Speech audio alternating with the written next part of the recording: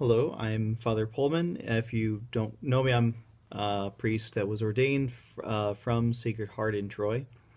And with today's reflection, I was asked to reflect on the priesthood and religious life since I'm chaplain to the Pink Sisters at Mount Grace Convent in North City, St. Louis. So first, the reading I want to reflect on is the first reading for today.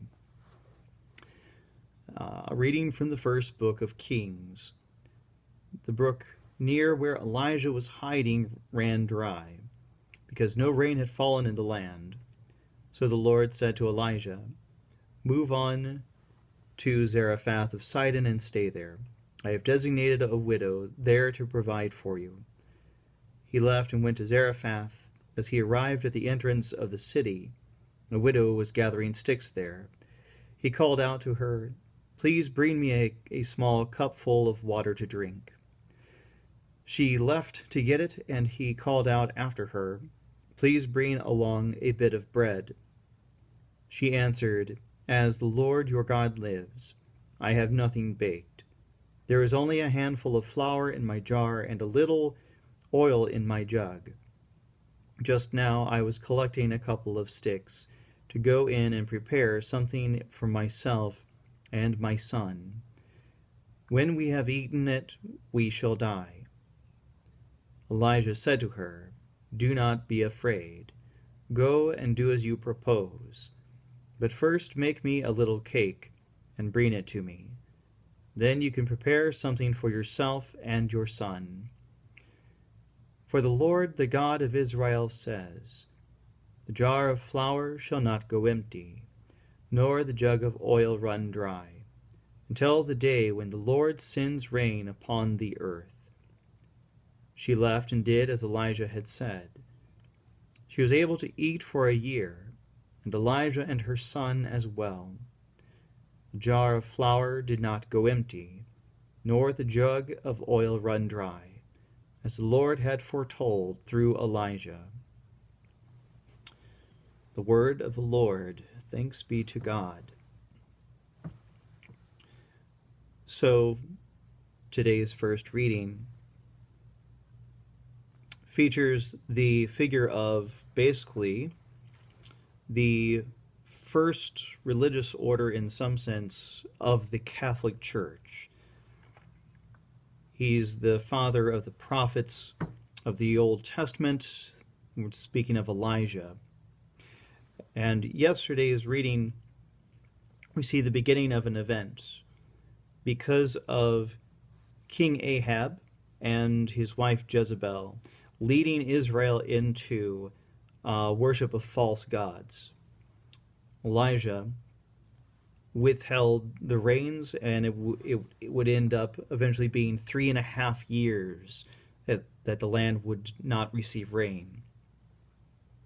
And so during this time, we see that our Lord provides for Elijah in a number of different ways. But he settles, our Lord sends Elijah to be provided by a widow. And there are a number of things going on here. But I want to settle on this one point. The widow says, "I have nothing baked. There is only a handful of flour in my jar and a little oil in my jug. Just now I was collecting a couple of sticks to go in and prepare something for myself and my son. When we have eaten it, we shall die." The depiction of the widow encountering the prophet Elijah indicates that the two sticks are crossed as a sign of showing or pointing to the cross of Jesus Christ, and that it is through his cross that we are provided for. But then the widow intended for completely believed that her and her son would starve to death. But Elijah assures her that our Lord had different plans for her. And so, because of Elijah, the widow was provided for, as well as her son, for for the year. And so the story will continue in a dramatic fashion.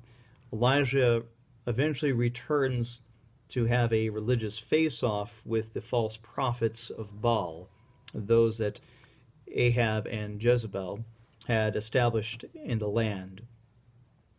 And so they gather at Mount Carmel. And these false prophets, after failing to have their false god provide a sign, then Elijah, who is the last prophet alive of the Lord, has his offering on the altar.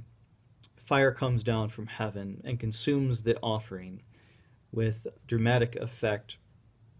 The people of Israel choose the Lord. They slay the false prophets. And our prophet here, Elijah, prays. And then there is the end to the drought. And with the end, there's a small cloud seen like a man's foot. And this is important because this shows by way of a type that our Lord would come. He would drop down like dew, and he would crush the head of the serpent.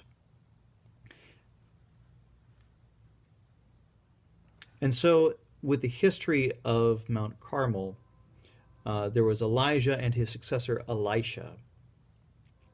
And that was not the end of those who would go up to Mount Carmel to dedicate their lives to God, especially in those ages where the faith would seem all but lost. And so seeking not just the dew of water or heavenly or rains, but above all grace and a renewal of faith, renewal within the church, was a part of religious life. And so these who had gone up to Mount Carmel when our Lord had died and rose again, they received with great eagerness this teaching, and most especially were dedicated to the Blessed Virgin Mary, the Virgin of Mount Carmel. Lo and behold, they worshipped on the mountain and gave themselves for the enriching of the church and the conversion of the world for centuries. Then in 1245, Muslim Saracens had invaded the land, and those eager for martyrdom decided to stay on Mount Carmel. The rest decided to migrate. And so many of them settling in England, they elected Saint Simon Stock for the general of their order. And in doing this, he's a great saint who obtained for us that sacramental that we know as the brown scapular. That's for another time, but with religious life in particular, they continued to dedicate their lives to God and to call for conversion and grace. And so we see within this first reading a beautiful role of consecrated religious life and that of the priesthood, that when someone has the sense that they have not lived a life that merits perhaps a miracle or our Lord hearing their prayers, that we can go with confidence to our Lord through those chosen souls who have given everything for the 30, the 60, and the 100-fold. This is part of the value of religious life, to obtain those things that our Lord does want to give us, but he also wants those souls to be generous, to give themselves completely. And those chosen souls who have the choicest portions of grace and happiness both in this life and in eternity. And it is something that is a gift that is freely given. Likewise, it's not something that, if someone has a vocation that our Lord grants, it's also one that our Lord gives us the freedom to respond to. And so, as I'm concluding this reflection, I just want to speak to those who may fear or feel a call to religious life or even the priesthood. Our Lord won't coerce anyone, but it's the easiest path for you, if that's what you're called to holiness and even happiness. But even more, if you're following these reflections day after day, you're probably serious about your faith. And if you're serious about your faith, then you also recognize the spiritual danger that probably many of your loved ones are in. And if our Lord is calling you, well, we need more generous souls that leave everything of this world behind. It doesn't mean that our Lord won't give and that he won't provide generously, but he also wants us to make that total gift. And he is not outdone in his generosity.